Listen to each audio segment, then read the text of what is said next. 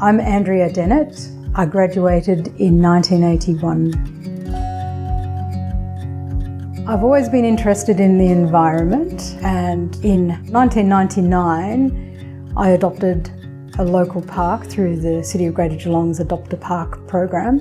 And previously it had just been a wasted space. It was neglected, people dumped rubbish there, start fires, kids would take their paddock bombs there and do burnouts and that sort of thing. And I saw potential to plant trees, remove the rubbish, get rid of all the weeds and establish a park or a reserve that would provide a wildlife corridor from the park to the Barwon River and Lake Connewarre.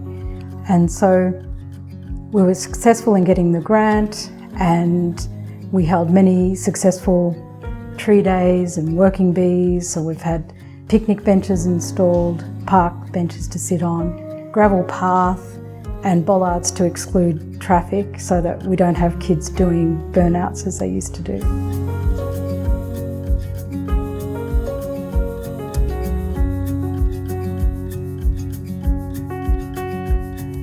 In the early 2000s, I became involved in the BirdLife Australia Beach Nesting Birds project, which is specifically aimed at protecting the hooded plover.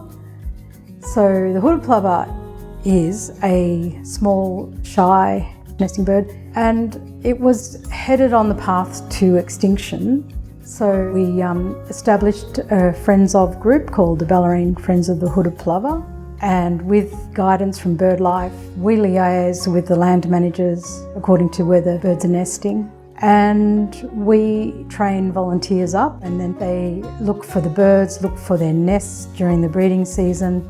And then once the chick hatches, it's 5 weeks until it can fly. So they're very vulnerable on the beach. So then as a volunteer coordinator, I was coordinating rosters of volunteers to spend 2-hour shifts on the beach at a time to interact with the public and to educate them about the birds.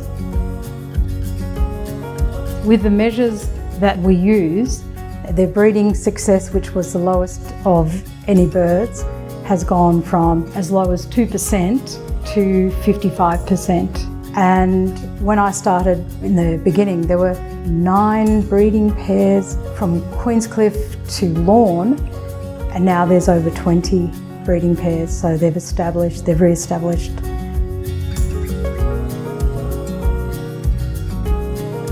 I was really lucky to be at Loreto for my entire school career, and Sister Margaret Noon was the principal when I was in junior school.